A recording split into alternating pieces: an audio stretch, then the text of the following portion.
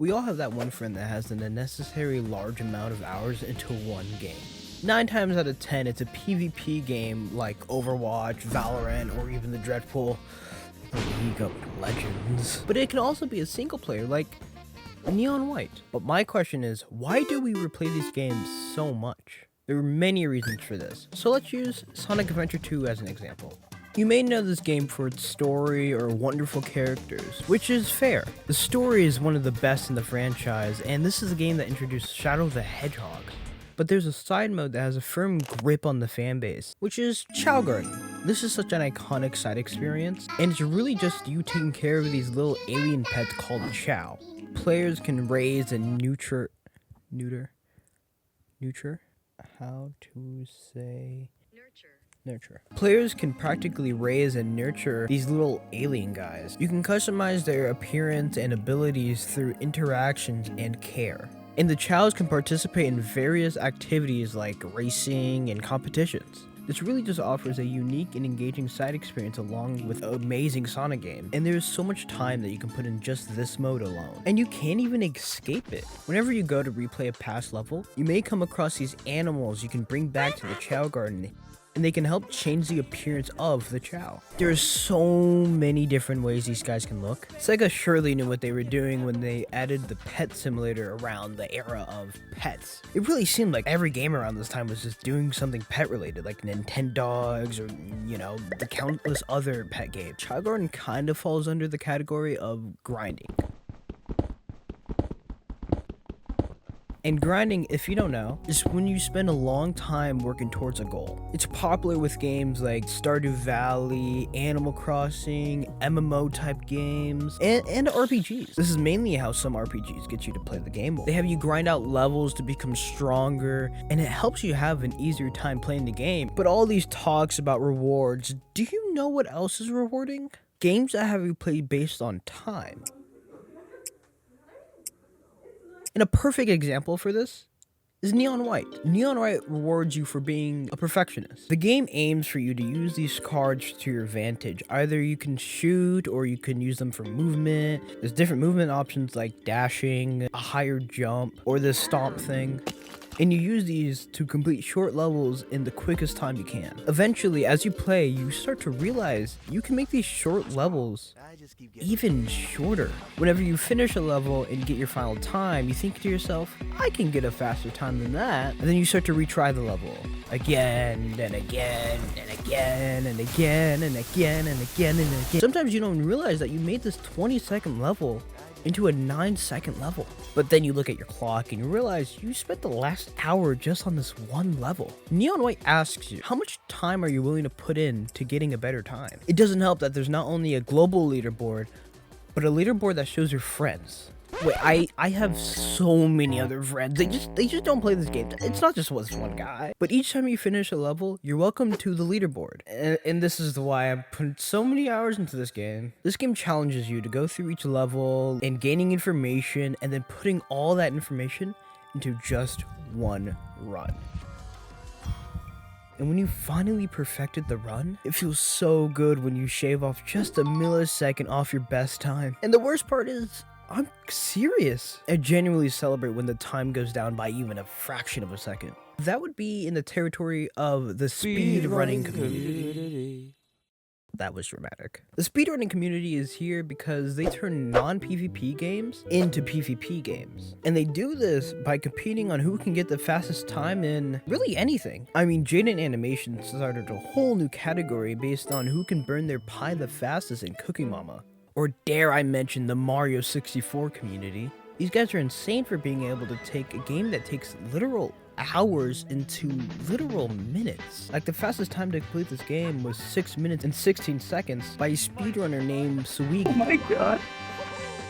And that's insane because when I googled it, it said it normally takes players like 12 hours to complete the game. Mario 64 speedrunning puts speedrunning on the map because now everyone knows what speedrunning is. And ever since, some games implement speedrunning like elements to their game. like whole modes that add timers to the screen to motivate players to get a better time. But that sounds familiar. You've all seen the backwards long jump. It's a speedrun technique that speedrunners in Mario 64 use all the time. But did you know that the official Mario Lego set actually recognized this too?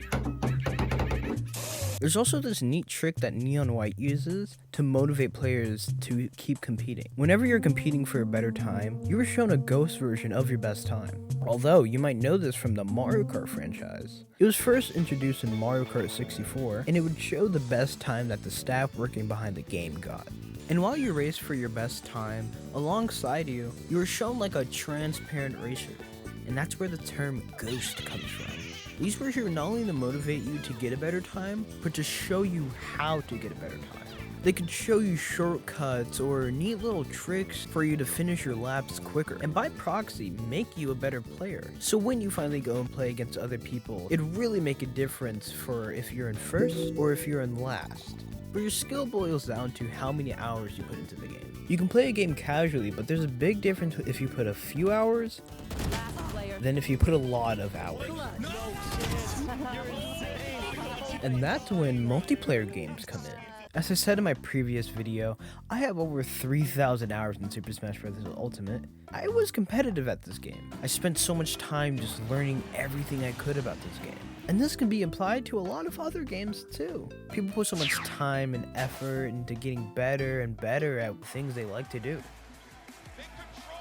But it changes when the aim of the game is against other people. These games are called PvP. These are games like Tekken, Call of Duty, League of Legends. Games like these have you put a ton of hours into it just learning the game itself so you can play against other people. It rewards you for putting in so many hours because then you're better than everyone else. It's like sports. Perfect. You train every week just to get better and better because practice makes progress.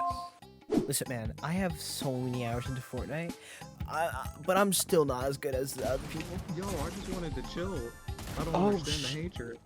However, Fortnite is a good example of multiplayers thriving through constant update and just from the community itself. Updates can prolong game's lifespan. God of War Ragnarok came out last year, and this game took around 25 to 30 hours to complete. But the people at Santa Monica Games came out with a free DLC recently, so then players can put in more hours into the game. Or like Mario Kart 8, this game is nearly 10 years old with barely any updates. It got like a port to the Nintendo Switch a couple years after release, and then radio silence.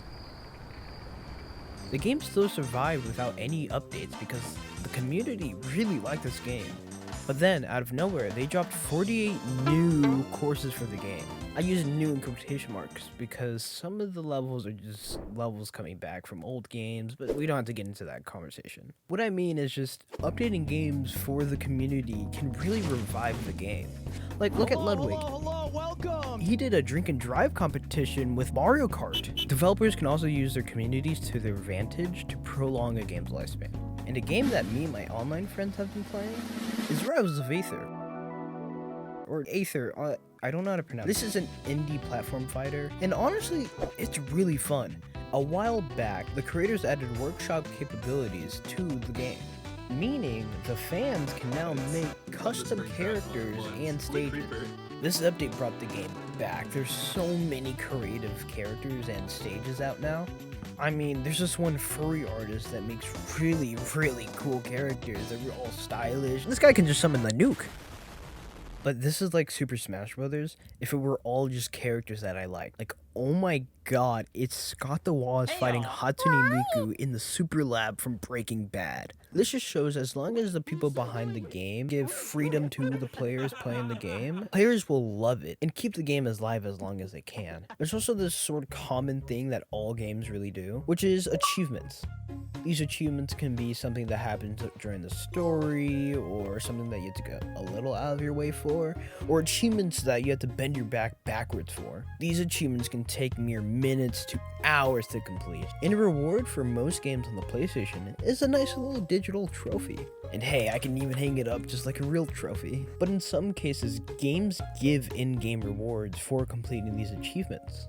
And sometimes it may be at the end of the game, so you can now go through the entire game with that special thing. Or it can be like Breath of the Wild and give you a golden turd. Like, imagine how happy the first person that 100% the game felt when they spent 190 hours on this game just to get a golden shit.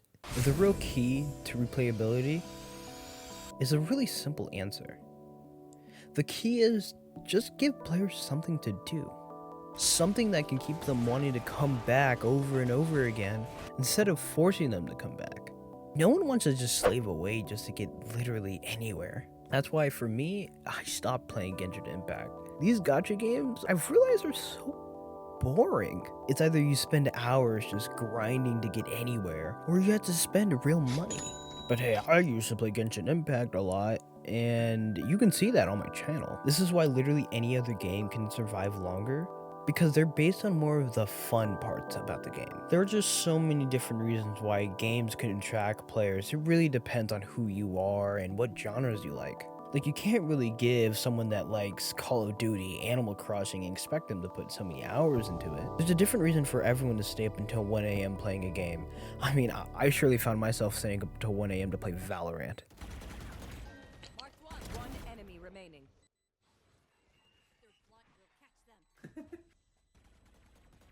First harassment. Oh! But speaking of Valorant, I plan on streaming soon. So go follow me on twitch.tv/fubi__. You got another? And the 2 underscores are because I forgot the password to the first 2 accounts. I'll probably do a mixture of Fortnite and Valorant, and you guys can just come around and ask me about future projects, because I got some future projects cooking up here, yeah. I plan on streaming my road to gold in Valorant, so come tune in if that happens. And don't forget to subscribe to this channel, please. But the main takeaway is that games like Fortnite and Minecraft can never really truly die. They can die down in popularity, but they'll never reach a count of 0 players. And Mario Kart 8 Deluxe is probably the last Mario Kart, because we've literally been playing this game for the last 10 years.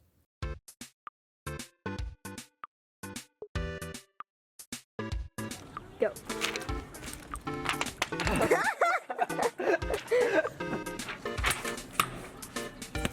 Oops.